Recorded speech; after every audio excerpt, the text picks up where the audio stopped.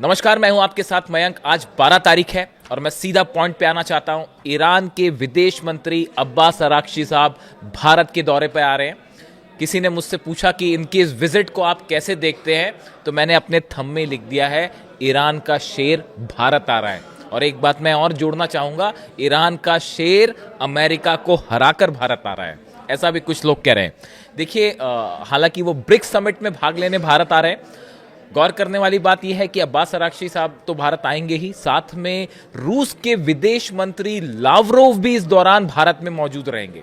यानी दो विदेश मंत्री, एक ईरान के विदेश मंत्री और दूसरे रूस के विदेश मंत्री, इन दोनों की भारत में मौजूदगी, इनका भारत आना इन हालात में जंग के बीच बेहद अहम हो जाता है।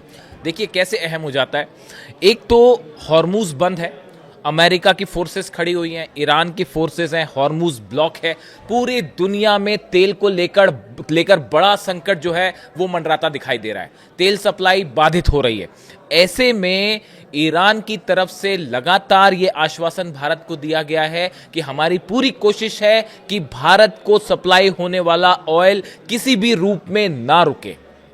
बताया यह जा रहा है कि ये ब्रिक्स समिट में तो चर्चा होगी, लेकिन इसके अलावा भारत की ईरान और रूस के विदेश मंत्री के साथ इस मुद्दे पर बड़ी चर्चा हो सकती है कि इन हालात में कैसे ऑयल, एलएनजी की, गैस की सप्लाई जारी रखी जाए बिना किसी बाधा के। इस समय ईरान की जो सबसे बड़ी ज़रूरत है वो जो ऑयल उसके पास जमा हो रहा है। लगातार हमने इस बारे में बात की। खार्ग आइलैंड के पास आपने देखा बड़ी मात्रा में ऑयल फैला हुआ है समंदर में, उसको लेकर मैंने वीडियो किया।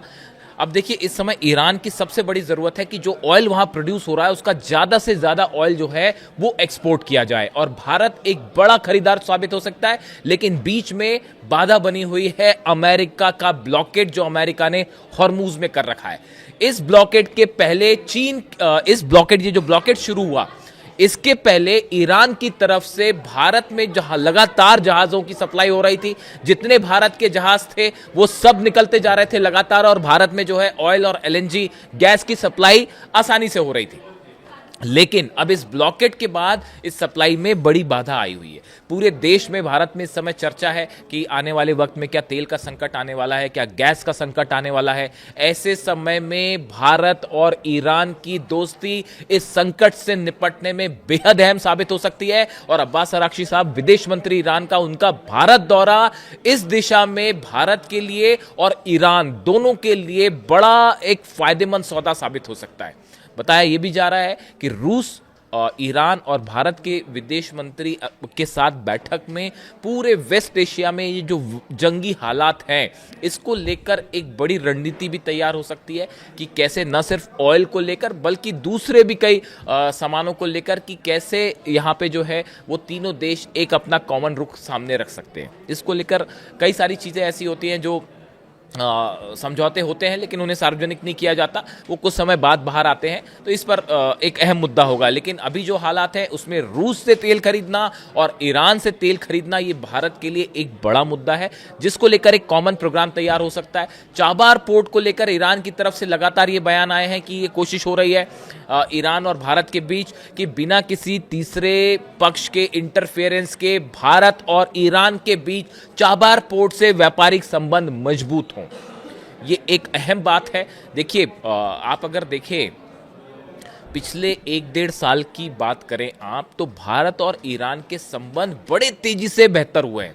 खास तौर पर ईरान पर जब से हमला हुआ उसके बाद से आप देखें 12 दिन की जो जंग हुई, उसके बाद एससीओ की समिट में भारत ने ईरान का साथ दिया है, इजराइल की आलोचना की। उसके बाद यूनाइटेड नेशंस में ईरान के खिलाफ एक प्रस्ताव लाया गया था, भारत ने उसका भी विरोध किया है।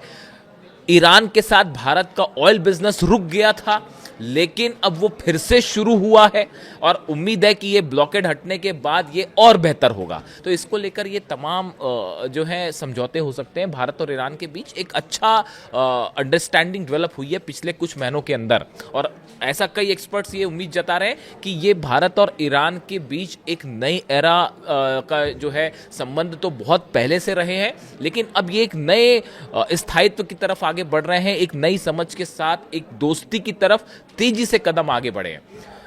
भारत में देखिए इस पूरी जंग के दौरान अगर आप बात करें, अभी ये दूसरी जंग के दौरान भारत में जबरदस्त सपोर्ट देखा गया है ईरान के पक्ष में। कई लोग मुझसे ये बात कहते हैं, कई कमेंट्स आते हैं मेरे वीडियो में कि भारत से जब वीडियो बन रहे, जब जंग शुरू हुई उस दौरान भारत में एक इस तरह का माहौल था कि बहुत सारे लोग जो हैं वो इजराइल के पक्ष में थे, या कई वीडियोस इस तरह के बनते थे जो इजराइल के फेवर में थे। लेकिन आपकी सीरीज सबसे पहली उन सीरीज में से है जिसने ईरान के सही पक्ष को सामने रखा, और आपके वीडियोस के चलते बड़े सारे लोगों ने ईरान पर वीडियो बनाने शुरू किए, और आज देखिए भारत की एक बड़ी संख्या जो है लोगों की और मीडिया में भी जो है वो ईरान को ज़्यादा स्थान मिलना शुरू हो गया है, ऐसा कई लोग कहते हैं। मैं इस बारे में कुछ कहना नहीं चाहूँगा। मैंने हमेशा वही कोशिश की कि जो सही पक्ष होता है उसको बिना डर के बेबाकी के साथ सामने रखा जाए, मेरी हमेशा कोशिश यही होती है। तो देखिए, एक तो ये विजिट की बात हुई, अब्बास अराक्ची साहब और लावरोव दोनों की भारत आना जो है ये बेहद अहम होगा। दूसरी चीज देखिए, 2-3 बड़े डेवलपमेंट हैं। एक तो डोनाल्ड ट्रंप चीन जा रहे हैं, उसमें मैं अलग से विस्तार से बात करूंगा कि डोनाल्ड ट्रंप चीन जा रहे हैं तो उनकी उस विजिट का ईरान के साथ जंग पर क्या असर होगा। देखिए, बाय एंड लार्ज ये बात की जा रही है कि ट्रंप की ये कोशिश होगी चीन पर दबाव बनाने की कि किसी तरह से ईरान को यूरेनियम पर तैयार किया जाए या जंग रोकने के लिए तैयार किया जाए और कोई समझौते के लिए दबाव डाला जाए। हालांकि चीन इस पे कितना तैयार होगा और चीन की क्या भूमिका होगी वो आने वाले वक्त में पता चलेगी, लेकिन फिलहाल चीन की तरफ से इस तरह का कोई कमिटमेंट नहीं है। अब देखिए, इसके अलावा एक बड़ी खबर है कि अभी एक फिर से बैठक हुई व्हाइट हाउस में, बताया जा रहा है कि वॉर रूम में बैठक हुई। उस वॉर रूम में डोनाल्ड ट्रंप एक बार फिर चीख चुके हैं और फिर से उन्होंने अपना आपा खो दिया, और अपने जो जनरल्स थे उनके सामने ही वो चीख पड़े कि आखिर हम ईरान को क्यों नहीं झुका पा रहे हैं, हम हॉर्मूज में अब तक जो ब्लॉकेड है हम उसको क्यों नहीं फ्री करवा पाए। इसके अलावा उन्होंने कहा कि यूरेनियम अब तक हासिल क्यों नहीं हो पाया, हम यूरेनियम को लेकर कोई समझौता क्यों नहीं कर पा रहे हैं, ईरान के साथ कोई डील क्यों नहीं हो पा रही। इन 3-4 मुद्दों को लेकर डोनाल्ड ट्रंप ने अपना एक बार फिर आपा खो दिया, और वो जो है अपने जनरल्स पर, वहां जो उनके अधिकारी थे उन्हीं पर गुस्सा हो गए। ऐसा पहले भी एक बार हो चुका है, एक बार नहीं बल्कि कई बार हो चुका है।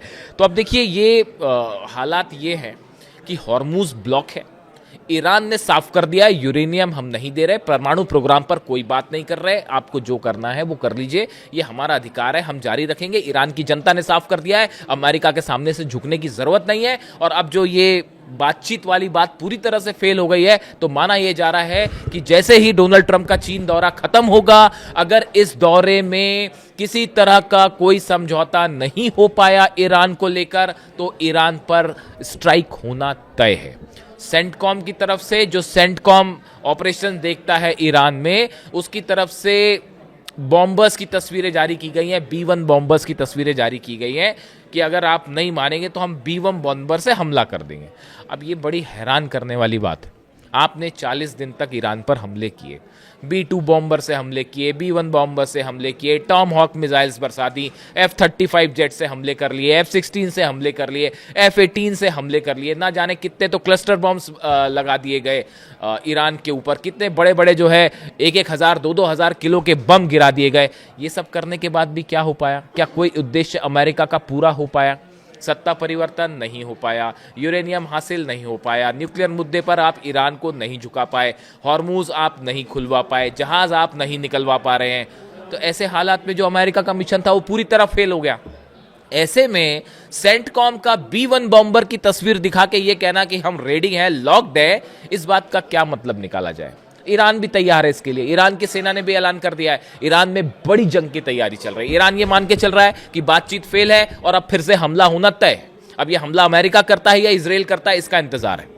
यूएई की तरफ से भी खबरें हैं इस तरह की, एक पुरानी खबर भी आई है कि अप्रैल में जो एक ऑयल रिफाइनरी पर हमला हुआ था ईरान में, वो यूएई ने किया था, लेकिन वो बड़ा मुद्दा नहीं है ईरान के लिए, उसको हैंडल करना कोई बड़ा मुद्दा नहीं है। अब इजराइल की तरफ से और अमेरिका की तरफ से अगर हमले होते हैं तो उसकी ज़बरदस्त तैयारी हो रखी है, चाहे वो हॉर्मूज हो, चाहे तेहरान हो, या ईरान के अलग अलग जो न्यूक्लियर स्टेशन हैं जो कि पहले जिन पर हमला हुआ है, इन सबके आसपास डिफेंस सिस्टम्स लगे हुए हैं। ईरान ने अपनी reserve missiles, reserve launch pads जो है वो तैयार कर लिए हैं एक बार फिर, और ईरान की तरफ से स्टैंड साफ है। और इस बार बताया जा रहा है कि जो नए सुप्रीम लीडर है मुश्तबा खामेनी, अब इन्होंने, इनकी हालत अब पहले से कहीं बेहतर बताई जा रही है। इनके ऊपर अटैक जो हुआ था उसमें बताया जाता है, इस तरह की खबरें थी कि वो घायल है, लेकिन अब बताया जा रहा है कि उनका स्वास्थ्य तेजी से ठीक हो रहा है और अब उन्होंने आर्मी के, ईरान के आईआरजीसी के जो ऑपरेशंस हैं उनको अपने हाथ में ले लिया है। आईआरजीसी चीफ, मैं बार बार इस बात को कह रहा हूं, अहमद वाहिदी साहब एक ध्रुव है वहां के, मुस्तबा खामेनेई दूसरे ध्रुव हैं और तीसरे हैं अब्बास अराक्ची। ये तीनों के बीच बेहतरीन कोऑर्डिनेशन है और इन्हीं के तीनों के सलाह मशवरे से ईरान अपने अलग स्टैंड तय कर रहा है। अब देखिए, अब्बास अराक्ची साहब से चूंकि मैंने शुरुआत किया था, इस आपको लेकर एक पोस्ट किया है। उन्होंने लिखा है, बातचीत की मेज पर 20 साल, म्यूनिक 2006 से तेहरान 2026 तक। डॉक्टर अब्बास अराक्ची बातचीत का चलता फिरता विश्वकोश है। इसे कहते हैं असली खिलाड़ी, बाकी सिर्फ फील्डिंग कर रहे हैं। देखिए, ये अच्छा पोस्ट है ईरान मिशन ने जो अब्बास अराक्ची साहब को लेकर कहा है। आप देखिए, इनका जो रेफरेंस है वो 2006 में जब परमाणु विवाद की शुरुआती दिनों में ईरान का जो कूटनीतिक पक्ष उन्होंने रखना शुरू किया था वो 2006 से शुरू हुआ। फिर 2015 में वियना में जो joint comprehensive plan of action जो JCPOA तैयार हुआ था, इस दौरान उनकी बेहतरीन कूटनीति दिखाई दी। और अब 2026 में पूरी दुनिया देख रही है कि इतने जंग के बावजूद अब्बास अराक्ची जो विदेश मंत्री हैं, उन्होंने कितने बेहतरीन तरीके से हर पक्ष को ईरान के पूरी दुनिया के सामने रखा है और इसीलिए पूरी दुनिया में उन्हें एक बेहतरीन विदेश मंत्री के तौर पर देखा जा रहा है और वो अब एक इंटरनेशनल पर्सनालिटी बन चुके हैं। इसमें कोई शक नहीं है। तो अब वो उनका भारत दौरा है, वो पीछे भी भारत आना चाह रहे थे, लेकिन जंग की वजह से वो नहीं आ पाए। तो भारत का उनका ये दौरा बेहद अहम होगा। लावरोव भी उनके साथ आ रहे हैं। ऐसे में नजर रहेगी कि ये मीटिंग्स में क्या बड़े फैसले होते हैं। और दूसरा नजर रहेगी डोनाल्ड ट्रंप के चीन के दौरे को लेकर। फिलहाल ये माना जा रहा है कि ये जब तक ये मीटिंग्स खत्म नहीं होंगी तब तक हमला ईरान पर नहीं होगा, लेकिन उसके बाद कुछ भी हो सकता है। इससे जुड़ा जो भी अपडेट होगा आप तक पहुंचाएंगे। Thank you so much.